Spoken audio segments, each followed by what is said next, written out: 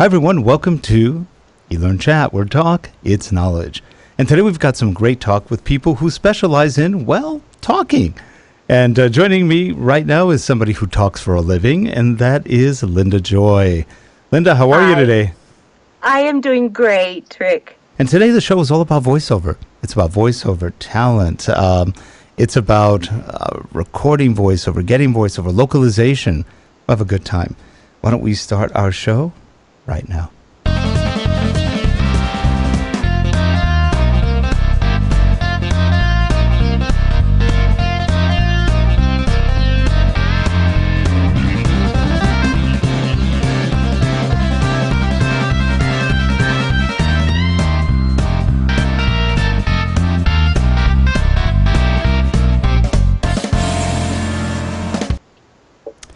We are back. So, Linda, you're a voiceover talent. You've been around for quite a while doing professional voice. You've done cartoons, movies, videos, whatever. You've done a lot of different things. Yes. And you know Marcus from having worked with them or being registered with them. And let's introduce our guest today. Here we are, right in the middle over here in the position of influence and power. It's Marcus Graham. How are you, Marcus? Doing great, Rick. How are you? I am doing great. I'm so glad you could join us. I know we've met in the past on a different show, but eLearn Chat reaches a much wider audience in terms of people who need voiceover work. They need localization, translations, everything else. Tell us a little bit about GM Voices. We're basically in the voice production business for corporate companies. We have voices that come to our studios every week. We do about, last year we recorded a little over 6 million words in 77 languages. And so our clients who have various voiceover needs, a lot of telecom applications, a lot of voiceover for video, and then so we provide those actors and voice talent that do a wide range of narration, voiceover, characters, even anything to do with the voice. And then we partner with our talent, people like Linda, that that are looking for something more than just a single talent. And so we provide the whole production process and maintain that process, moving into the future. So it makes it easy for updates and the like. So that's a kind of a thumbnail sketch of what we do. Now, you also have a great voice. You yourself have a very nice voice. I know when I first met you, I thought, you must have been in radio, broadcasting. You definitely have the pipes. So you did do a little bit of work in that, right?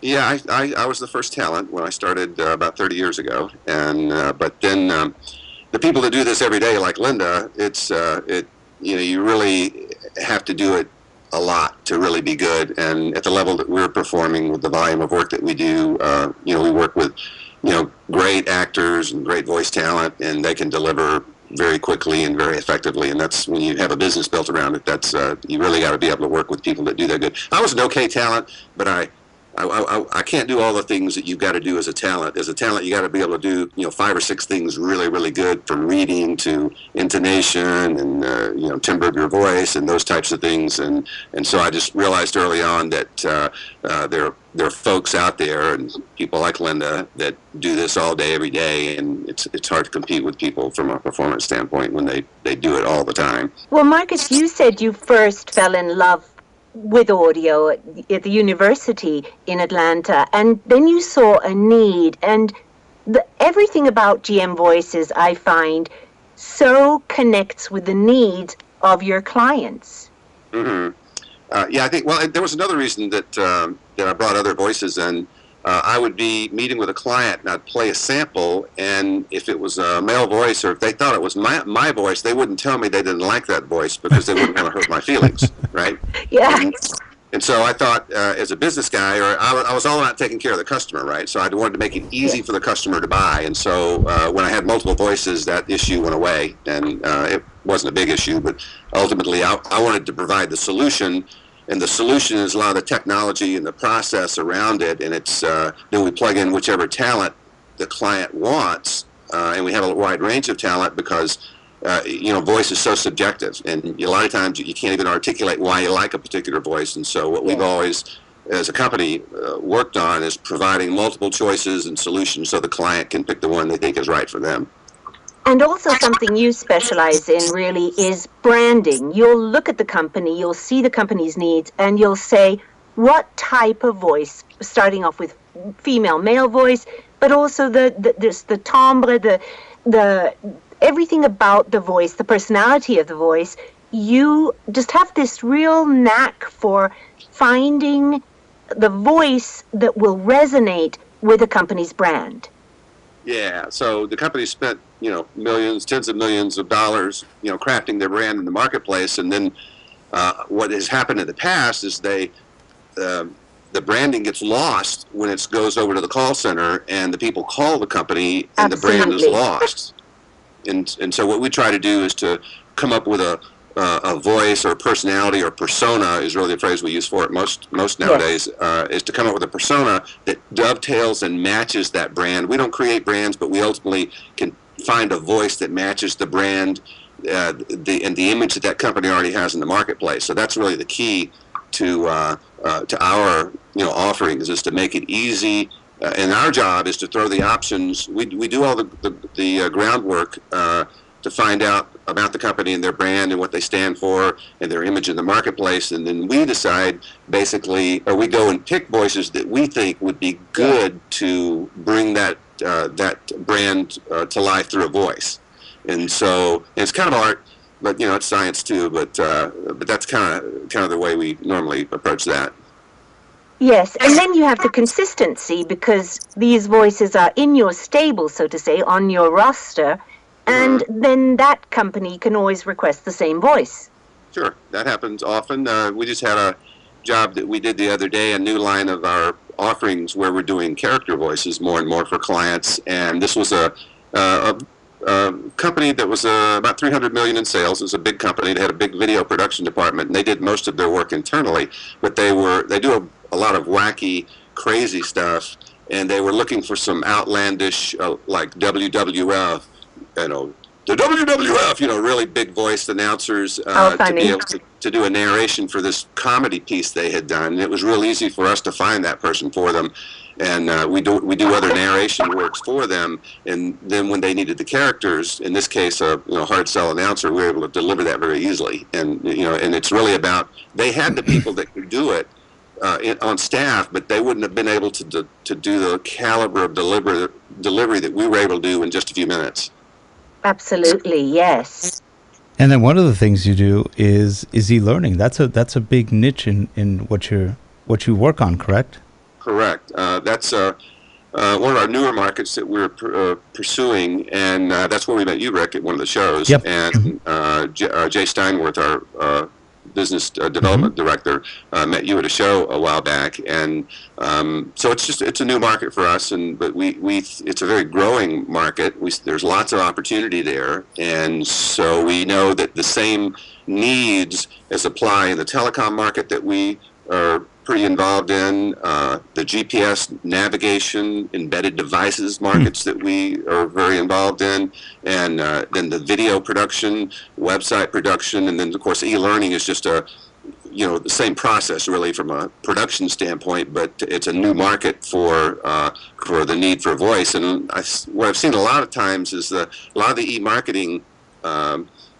e-learning applications are being done with internal talent, and at first it seems like you're saving money doing that, but in the long run, for just a slightly higher investment, or slightly larger investment, you can get professional talent to carry that message across more effectively. And these are typically educational videos that will be used for a long time. And so it makes sense to make them where they're easy to follow, easy to understand, easy on the ear, and a natural speaking voice talent is going to bring that educational message to life just a lot better. And keep the listener engaged. Yes, definitely. What have you seen in today's day and age? What trend do you see in voices? Has anything changed from what it was 20, 30 years ago to today?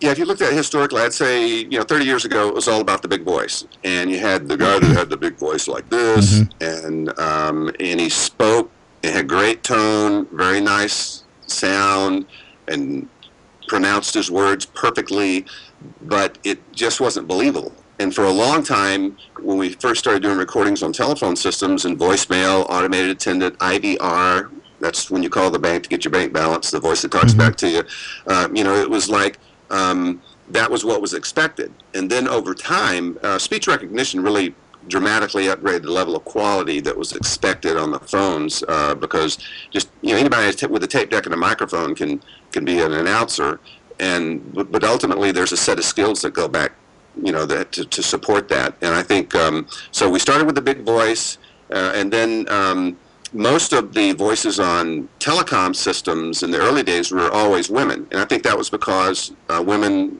for decades were the ones answering the phone at the receptionist area, right? And so they would so often get, Wendy, the receptionist, to do the voiceover when they put voicemail in. And one of the problems with that is so many companies jumped on the automated attendant bandwagon so quickly because they thought they could lower costs by eliminating a position for somebody answering the phone.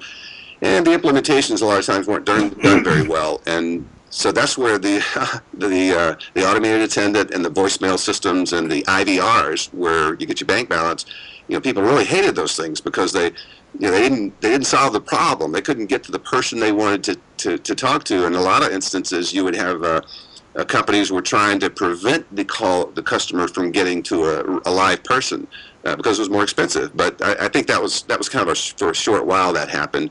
But then you had the big voice, and then you had the receptionist, and then you had still the radio sound or voice actors, and I'm sorry, voice talent that really, who are more the people that we work with, or actors, and that's really been coming on, over the last decade or so. And I think a natural delivery sounding like a real person is much more palatable to the end user nowadays, and that's why more companies are hiring actors to do the work. It's interesting. And it's also much more engaging. Oh yeah. Well, it's believable. I remember we had a I think it was a Panasonic phone system. This is 15, 16 years ago. It had the worst voice in the world on it, and it was a female voice. It was not voice text to speech. It was a real voice, and it would say things like, "Please wait a moment." It's like, whoa. Oh dear. And you would call different people, and they all had the same phone system, and go, my gosh, it's awful. And it was hard to replace the voice, so that's why people just left it. It was one of the meanest voices I've ever heard, and for a phone system, you don't really want, "Thank you for calling. Please wait a moment." It's like, oh, that was horrible. And I think we kept it a year, threw it out, never looked at it again. It was one of the worst systems ever. Another something along those lines is in the early days when the GPS systems first came out. Oh yeah. Those were kind of they were kind of kludgy in the beginning. They didn't work so good, but then as they got better and better, they were good. And so we did a lot of those voices, and then they decided to get some of these character actors. They had Mr. T did one, Dennis Hopper did one, so you could actually have those guys telling you whether turn left or turn right. And it got a pretty good bit of media, but it was because it was funny and it was cool. But you're going to have Mr. T telling you how to drive for just a couple of minutes. Turn right, fool. Then you turn it off. Yeah, but then you turn it off, and so that never really went anywhere. But it was a funny idea that nobody really wanted. It was kind of a gag, and but we see now with talking about the technology is continuing to change, and the text-to-speech is the new big thing, because the text-to-speech is really getting better and better from a quality standpoint. I guess these are on applications outside of the e-learning area right now, I think, but ultimately the Amazon Echo and the Google Home, if you've seen those sound pretty good as the computerized voices. But anyway, Marcus, we really appreciate you coming on. We'll put the show notes and give people your website address and your information. And good luck. Have a great 2017. It's a little late, but Happy New Year again. And we'll see you next time. And for all you people watching, please subscribe. Give us your feedback. Get a hold of Marcus and Linda. They both do great things in the voiceover world. Have a nice one, everyone. Thanks for being on the show, Marcus. Yeah. Thank you, Linda. It was a pleasure to see you on the show. Or not see you. Sorry, we're not seeing each other today, but you'll see you guys look great on the show. Have a good one, everyone, and we'll see you next week. Take care. Bye-bye. Right. Bye-bye.